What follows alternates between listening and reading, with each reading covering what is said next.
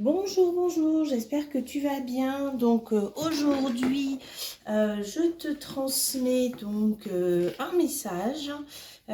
Tu as un message à recevoir. Je vais utiliser l'oracle d'Ayo, l'oracle de la voix des âmes et les cartes messages pour libérer son enfant intérieur. Voilà, donc je te laisse, comme d'habitude, lorsque c'est des guidances à choix multiples, de choisir donc aujourd'hui entre l'œil, la colombe et le cœur, afin de recevoir le message qui t'est destiné. Allez, on est parti donc pour le premier message, le message de l'œil. Alors, quel type de message est-ce que tu as à recevoir? C'est un message de libération, donc c'est une très belle nouvelle. Il y a quelque chose qui se libère dans ta vie, et puis on va regarder dans quel domaine est-ce que la libération se fait. Alors, qui est-ce que l'on a? On a Dambala Wedo. Bon, on voit un serpent. Alors, je ne connais pas les significations de tous les loas. Alors, donc, cette libération, elle va t'amener le bonheur. J'apprendrai à reconnaître le bonheur. Bonté, connaissance, création, sérénité, abondance. Donc, c'est quand même une période difficile là qui se libère pour toi et qui est annonciatrice donc de choses bénéfiques. Hein. Donc, il y a quelque chose là de hautement positif, hein. On te parle d'un but atteint, de la réalisation de tes souhaits, d'une période heureuse dans laquelle tu vas pouvoir enfin te reposer, te libérer de tes inquiétudes quotidiennes et de profiter des petites joies qui sont sur ton chemin. Donc c'est un très très beau message pour toi aujourd'hui, hein, puisque donc tu as ce cycle qui s'achève. Alors, et on te parle d'amour. Waouh, alors il y a peut-être un nouvel amour ou alors un amour renouvelé. En tout cas, des choses vraiment très très positives qui arrivent à toi. Une relation amoureuse dans laquelle tu vas pouvoir justement te reposer, dans laquelle tu vas pouvoir souffler, te libérer. Moi, j'ai la sensation aussi d'une transformation profonde. Grâce à cette quiétude que t'apporte cette nouvelle relation.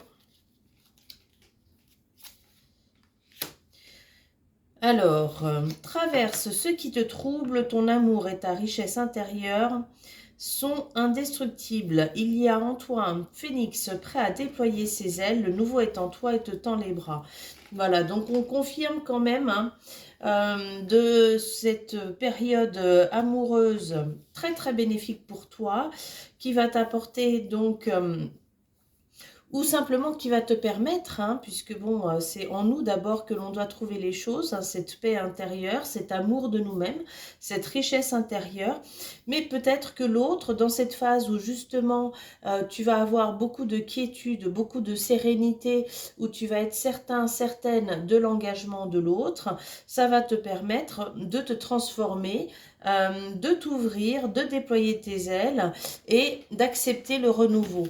J'ai la sensation aussi de confiance en la vie qui revient. On reprend enfin le souffle, on respire enfin, on n'est plus sous l'eau en train de se noyer. Tout se passe vraiment pour le mieux. Alors, le tremplin, exploite ta différence, fais-en un plus, elle est là pour te porter vers de nouveaux chemins, pleins de surprises et de richesses. Ouais, c'est vraiment un tremplin pour toi, cette relation, cette libération. Alors peut-être que la libération, elle n'est pas uniquement amoureuse, hein, peut-être que la libération, elle est sur énormément de choses, d'aspects de ta vie. Mais en tout cas, il y a là soit un renouvellement de la personne avec qui tu es, mais une transformation dans ta relation qui t'amène plus de quiétude, de tranquillité, de sérénité, et du coup, ça t'amène à cette transformation.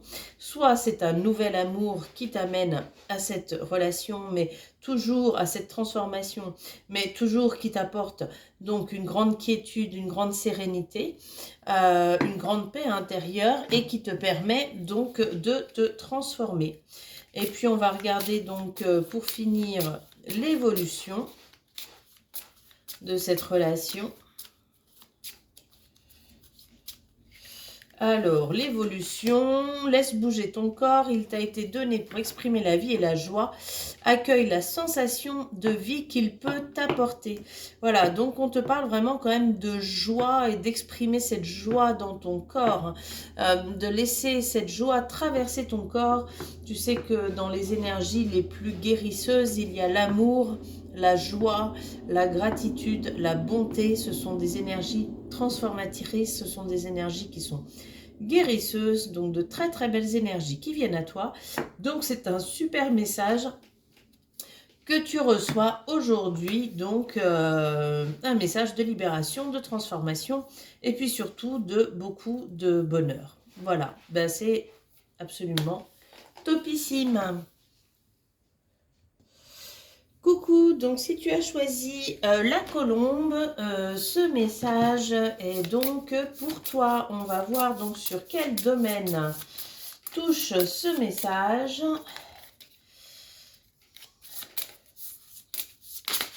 Hop là, bon, c'est un message spirituel. C'est un message spirituel qui concerne quel domaine?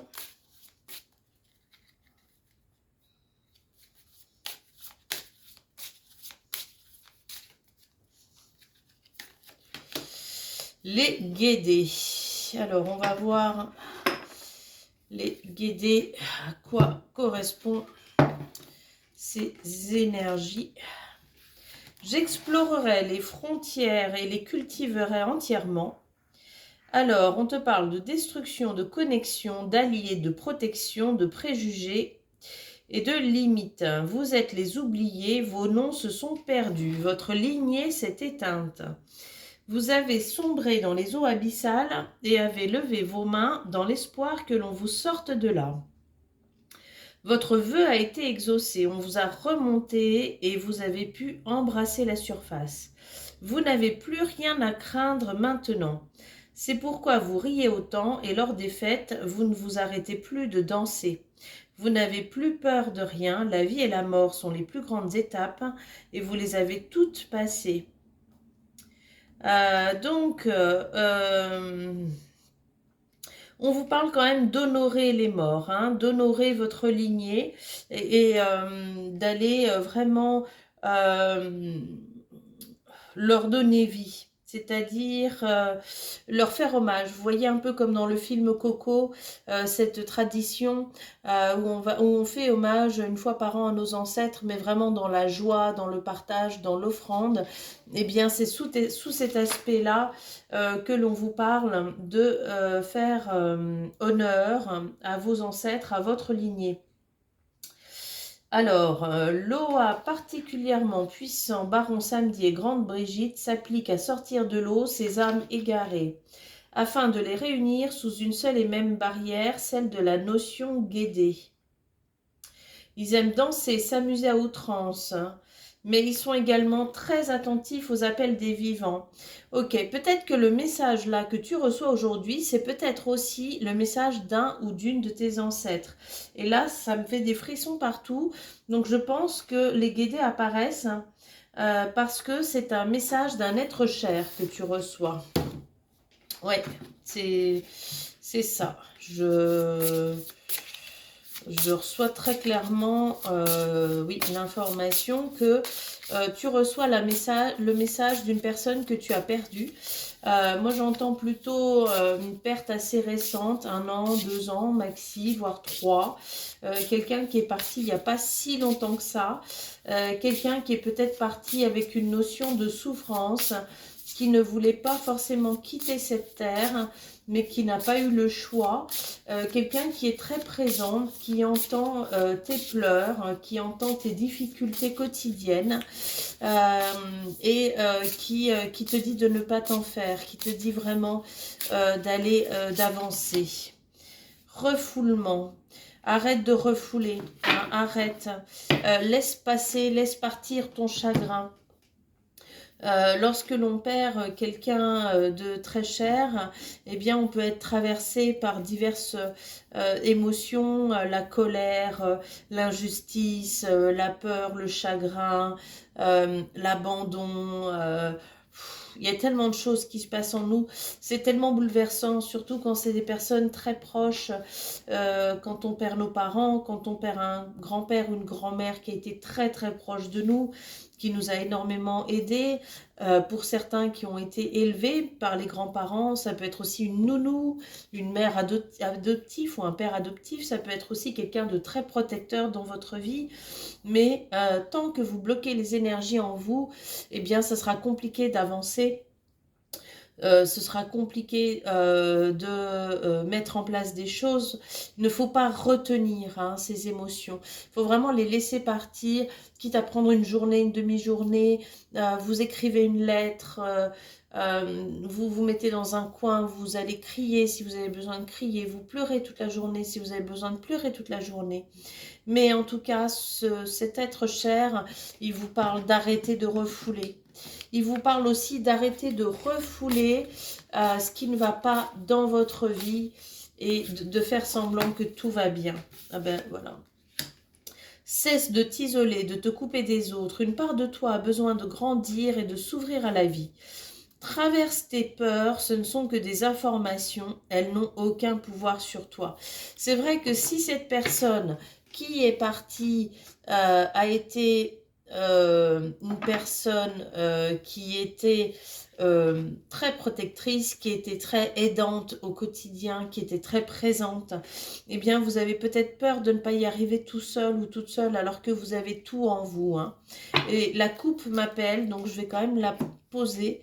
Si tu te rapproches de toi-même, tu pourras entrer dans une relation profonde avec les autres. Alors peut-être que le fait de refouler tes émotions, le fait de ne pas vouloir laisser partir, parce que des fois ça fait trop mal et on préfère refouler, mais en tout cas tu te coupes des autres à ce moment-là. Donc il faut laisser partir tout ça. Alors ensuite nous avons comme tremplin. Qu'est-ce que ça va t'apporter? Ton corps est un messager, il cherche à te dire quelque chose, écoute-le. Alors, est-ce que ce refoulement crée chez vous des somatisations? Est-ce que vous avez des maux de ventre? Est-ce que vous avez des problèmes digestifs? Est-ce que vous manquez d'énergie? Est-ce que vous vous sentez fatigué? Est-ce que vous avez mal à la tête? Est-ce que vous avez mal à la gorge? Mais en tout cas, il y a quelque chose à aller regarder. Il y a une écoute à faire au niveau du corps. Parce que le corps parle et il y a quelque chose là qui est bloqué suite à ce refoulement. Quelque chose peut-être que vous n'avez pas vu. Donc, on vous invite clairement à prendre le temps de vous occuper de vous, de faire ce deuil, d'écouter toutes les émotions que ce deuil a pu vous provoquer. En tout cas, ce que j'entends, c'est que cette personne qui est décédée, elle reste très proche de vous. Elle reste à veiller sur vous. Elle continue à venir vous visiter. Et quelle est l'évolution? C'est lorsque tu crées que tu es le plus proche de toi. La création est ton moteur, elle est ta force. Alors, peut-être que passer par de l'art-thérapie, pourrait vous aider à faire ce deuil. Donc l'art-thérapie, ça peut être dessiner, ça peut être faire du collage, ça peut être écrire une lettre, ça peut être faire un acte symbolique, ça peut être même aller planter un arbre, jardiner. Voilà, du moment où vous êtes vraiment dans la création, dans l'utilisation des mains, euh, pour aller vous ouvrir à vos émotions. Et on ne cherche pas quelque chose d'esthétique, on n'est pas en train de chercher une œuvre d'art. Ce que l'on veut vraiment, c'est de laisser partir ces émotions qui nous bloquent. Voilà, je vais voir si j'arrive à avoir un message supplémentaire de cet être cher. Cet être cher, il vous parle vraiment d'une année très transformatrice, d'une année qui va vous mettre dans l'émotionnel, mais pour vous permettre de changer. Donc on vous parle aussi, il vous parle d'une année dans laquelle vous allez avoir des expériences différentes qui vont venir à vous, des expériences peut-être que vous avez déjà vécues, que vous allez revivre, mais pouvoir permettre là cette fois-ci de terminer, d'ancrer, de pouvoir passer à un autre stade de votre vie pour que les choses se transforment pour le mieux. Donc il vous parle de confiance. Il vous parle aussi donc de laisser partir, de le ou la laisser partir, bien évidemment, même s'il va continuer à venir vous visiter, mais il faut laisser partir. Faire le culte des morts, ce n'est pas quelque chose de bon. Si vous êtes constamment en train de les appeler, si vous êtes constamment en train de mettre des bougies, si vous êtes constamment en train de pleurer, de leur dire qu'ils vous manquent, vous les empêchez d'être dans la lumière. Si vous allumez une bougie de temps en temps, une fois par semaine, une fois par mois, une fois par trimestre, une fois quand vous y pensez, et que vous envoyez l'idée que vous envoyez cette bougie pour que cette personne soit dans la lumière, eh bien là c'est positif. Mais il y a cette notion de détachement quand on fait ça, c'est-à-dire qu'on accepte que l'autre a son cycle, a son chemin, et que son cycle sur Terre était terminé. Et même si on a beaucoup d'amour pour cette personne-là, même si elle nous manque, eh bien, il faut se souvenir que la séparation, ce n'est qu'une illusion, que l'on est tous reliés et que cette personne, elle continue à pouvoir venir vous visiter. Et que peut-être même que par moment, vous pouvez la sentir. Voilà, donc laissez partir, acceptez avec gratitude ce qui se passe pour vous. La gratitude, c'est vrai que quand on passe des moments difficiles, c'est très dur d'être dans la gratitude. Mais en tout cas, ayez toujours cette conscience et cette confiance que c'est transformateur et que c'est libérateur pour vous. Voilà pour ce deuxième message. Voilà, donc si tu as choisi le cœur, ce message est pour toi. Donc, quel type de message est-ce que l'on te donne? Un message libre. Ok. Message libre.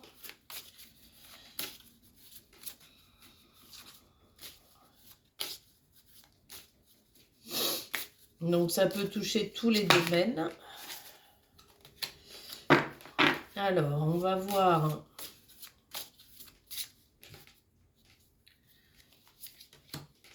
Agassou.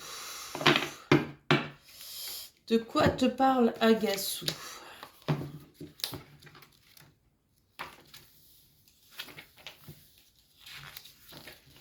Alors, il te parle de tradition, de racines, de soulagement, de douleur, de vengeance. Toutes les expériences renforcent ma cuirasse. Agassou, tu as une panthère pour parent.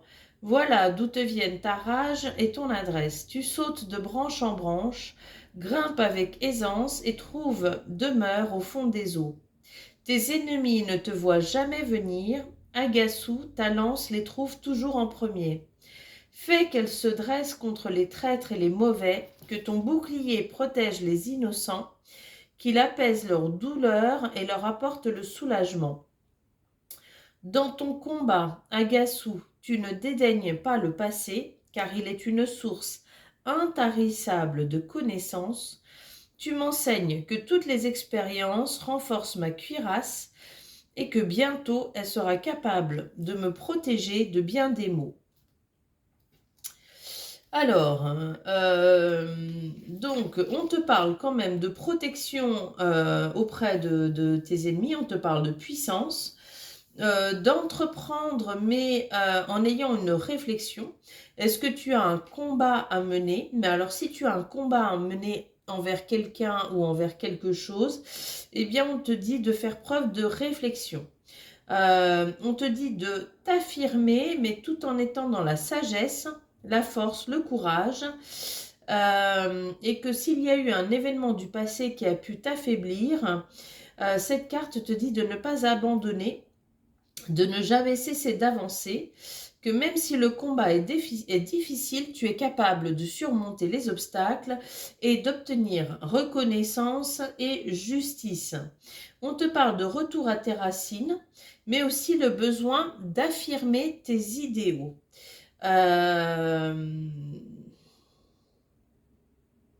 Il faut que tu gardes un esprit lucide dans ce combat ou dans cette entreprise, hein, pour garder ton indépendance, que tu tires les leçons du passé, mais que tu cesses de croire que ces leçons sont ton présent aujourd'hui. Le passé appartient au passé. Et que tu devras te servir de nouvelles connaissances afin de pouvoir prévoir ton futur. Hein, on te parle aussi d'avoir un esprit tactique, stratégique. Et il y a peut-être aussi un ennemi qui se cache là dans l'ombre. Donc on te fait dire qu'il faut que tu sois prudent. Ne dévoile pas trop tes projets. Quels que soient les projets que tu as, est-ce qu'on te parle d'entreprendre quelque chose dans ta vie? Une nouvelle entreprise, une nouvelle création? Est-ce que l'on te parle peut-être d'un jugement au tribunal ou bien d'une mise au point au niveau de quelque chose de législatif ou de judiciaire? Est-ce que l'on te parle de changement dans lequel justement tu vas être plus entreprenant, pardon. En tout cas, voilà, tu as la protection, tu dois faire preuve de stratégie, tu dois utiliser des nouvelles clés, tu ne dois pas utiliser les clés que tu as déjà utilisées par le passé, et surtout, tu dois taire tes projets. Ah, il y a quand même la notion de peur, hein. Donc la peur, et puis là on voit un serpent, on voit donc cette dague qui vient percer. Donc peut-être que tu as peur que le passé se répète, hein, dans cette nouvelle entreprise.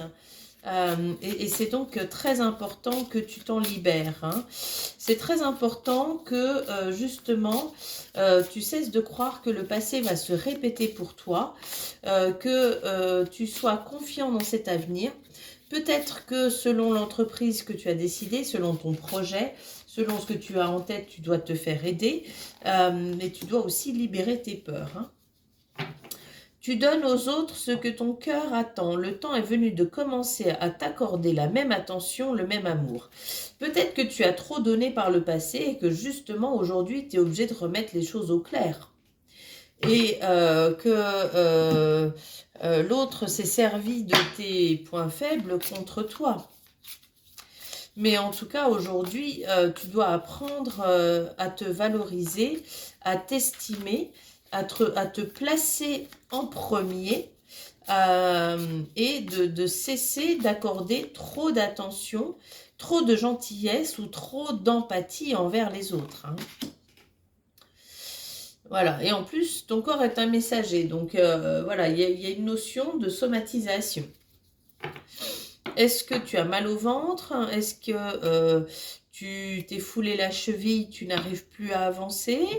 Est-ce que ton dos te fait mal parce qu'il est trop chargé? Parce que justement tu en as trop fait pour les autres et que maintenant tu as besoin de remettre au clair? Est-ce que tu as peur, si tu cesses de faire pour les autres, de ne plus être aimé, de ne plus être valorisé, de ne plus avoir ta place? Ça te demande en tout cas une transformation intérieure.